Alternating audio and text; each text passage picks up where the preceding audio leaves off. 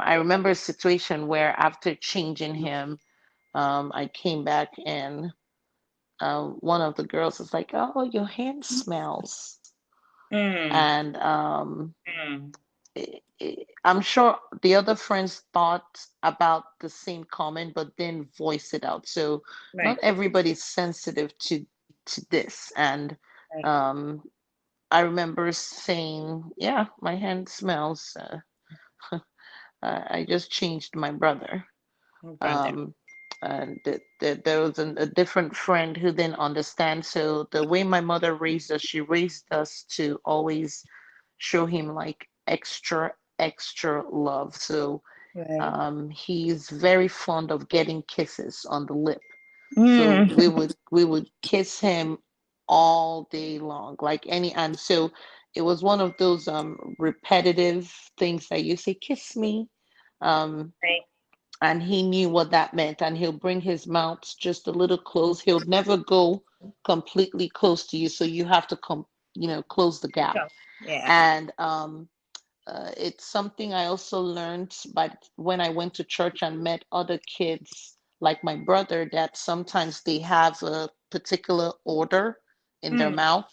mm, And so that was hard for some of my younger friends to understand, because it was hard to brush Gift's teeth.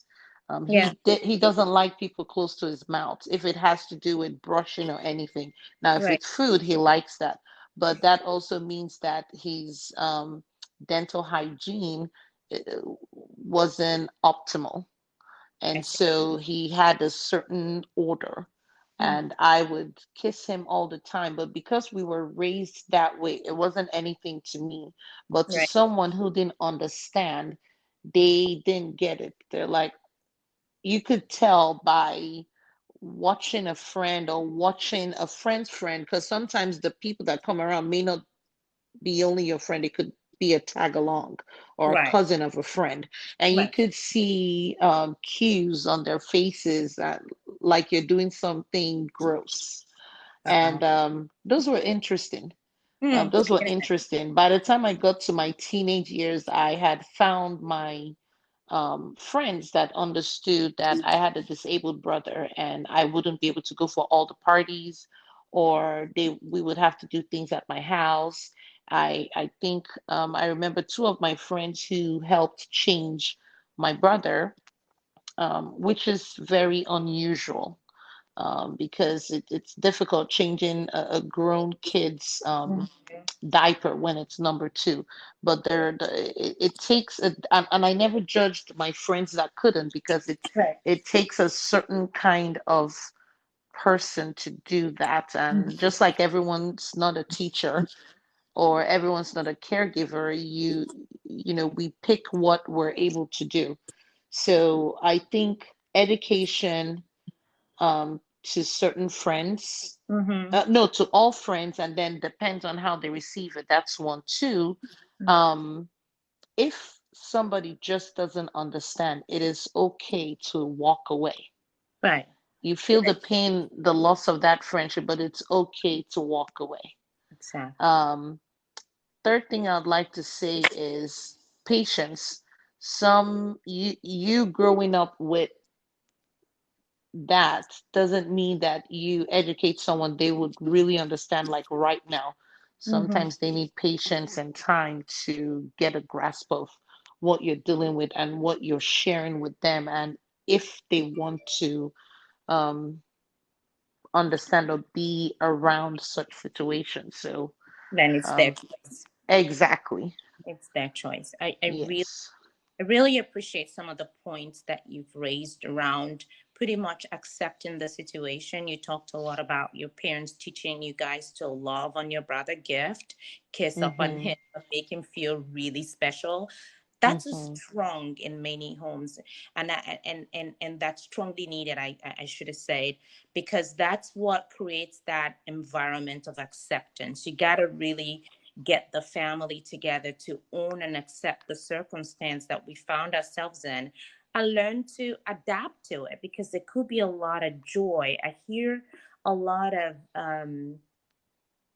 sanity around accepting the situation, loving your brother, kind of working, even loving the friends that have come and said, I don't really get this, like loving them enough Mm-hmm.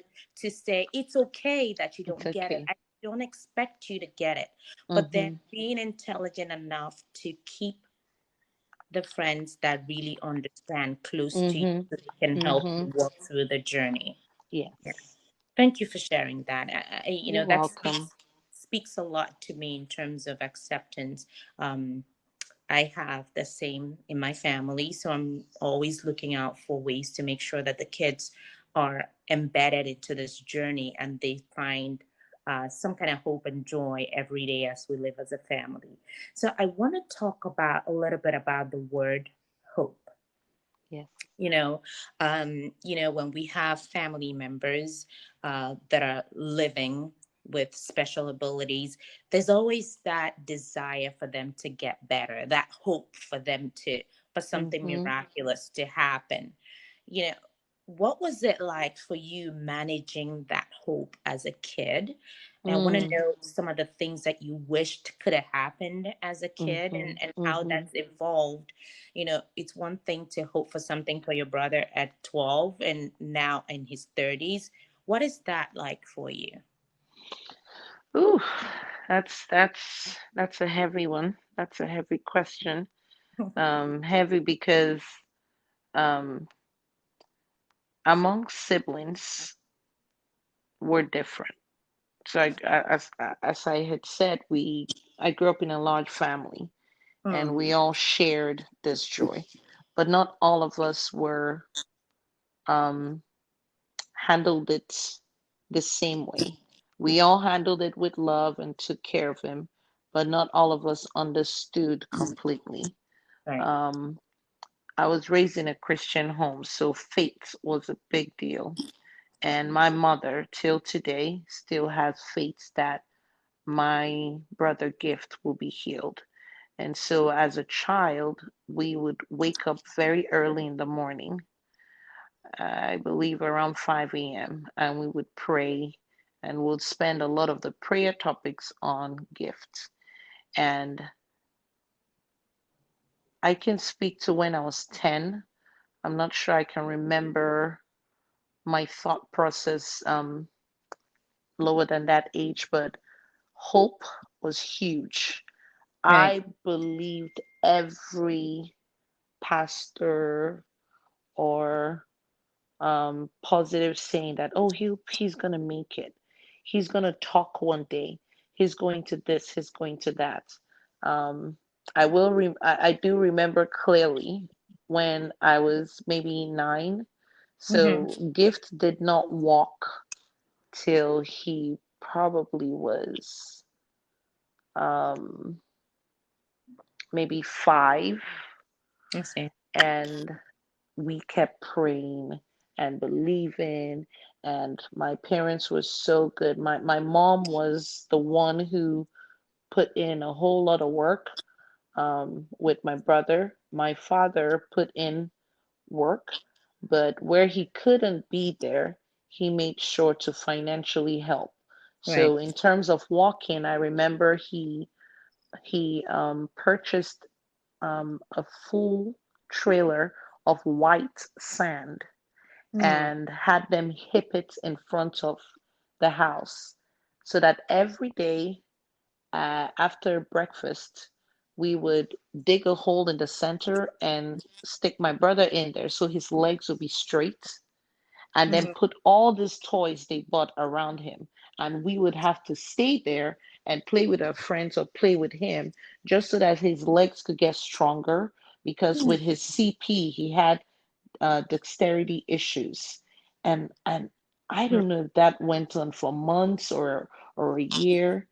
It did strengthen his leg. They tried crutches, and I remember we were also praying a lot. And the day he walked is a day that I will never forget, because we wow. were in church and I was in the Sunday school for my age grade, and Right. we heard people saying, the lame boy is walking. The lame boy is walking. We were the only family with a child who couldn't walk. Wow. and people ran out, and I ran out, and he was, it was like a toddler walking. He would Mm. walk, and his legs were weak, and he would fall. Well, I don't know if they were weak or more because CP gives you dexterity issues, and his muscles weren't strong enough as well Right. because Right. he'd been sitting and rolling for Hmm. years. And so he would get up, and people just came out, and we watched him walk. And that My gave goodness. me a lot of hope. And I remember how, when that happened as a child, I said, well, if he could walk, that means he's going to talk one day. Hmm. And that means he's going to go to school with us. And so that particular miracle Right. kept me hoping for years. And I still haven't lost that hope, but it affected some of my other siblings a different way. I Right. have a sibling who hoped and hoped just like I did, and after a while, that hope crushed them because they didn't understand why they were advancing in life, and the brother they loved wasn't advancing, and they didn't understand why um, they were hoping so much for something that wasn't going to happen. So I can't say they necessarily gave up. It was just very hard on Yeah. them watching their brother that way. And because Mm. it'd been years of praying and hoping, it affected them. Yeah. And they went the direction of, well, this is how he is, and we're just going to Yeah. take care of him this way. And then some of us are still hoping for him to speak, even though now he's 36. So I would say, to anyone out there, keep hope alive. Right. Keep hope alive, keep going. And kudos to parents, because my mom would, on that roster, we would have to take turns on sitting in front of gift and saying, say apple, Oh, say bread. right. And I remember that, and I remember hope, where I'm looking into his eyes, and I'm Mm. looking at him, and I didn't understand whether he understood, Right. but I just kept hoping that his mouth would move and he would say apple. Apple. So um, at the end of the day, everyone's different. I still keep hope alive because I also have my faith, and Right. I believe that he could still get better. Um, Yeah. Yeah. And yeah. that is our hope. And that is our hope. And I have to say that I really admire your strength Mm, as a sister and admire the effort that your mother and your parents, the two of them have played in sealing that hope and enhancing your ability to understand what's going on and engaging all the children in activities that went along helping your brother gift. mhm, And you mentioned sibling guilt. And sibling guilt is something that we look over a lot of times, and that's why this episode we're trying to focus more not on our family members who are differently abled, but the entire family as a whole. And mhm, like you mentioned, sibling guilt is huge because you're watching your loved one, maybe an older sibling or immediately younger sibling, who's not at, quote unquote, going the route that you want him to go or the world expects him to go, graduating mhm, from high school, going to college. At some point you start feeling like, why do I have to get better and advance in life and my brother isn't? So it is something that we need to pay attention to, and to remember that it's not necessarily, your fault that the situation is like that. And there are mhm. joys that there are joyful things that we can hold on to, like you said earlier, the happiness that you see in your brother, the kisses that he loves, the Yes. joy that you see in him. So that's some of the things that we can hold on to as siblings. And I hope that my children will get to see that and benefit from some of the things we're talking about today. You know, you did talk a lot about faith and but especially about your mother. Mm-hmm. doing a lot of the work at home. And I've heard that people talk about moms carrying the weight on their shoulders. And Mm-hmm. kudos to them, like you say. But there are still Yes. fathers who we don't focus a lot on. In your opinion, what why do you think that it seems like the mothers bear a lot more of the burden around this?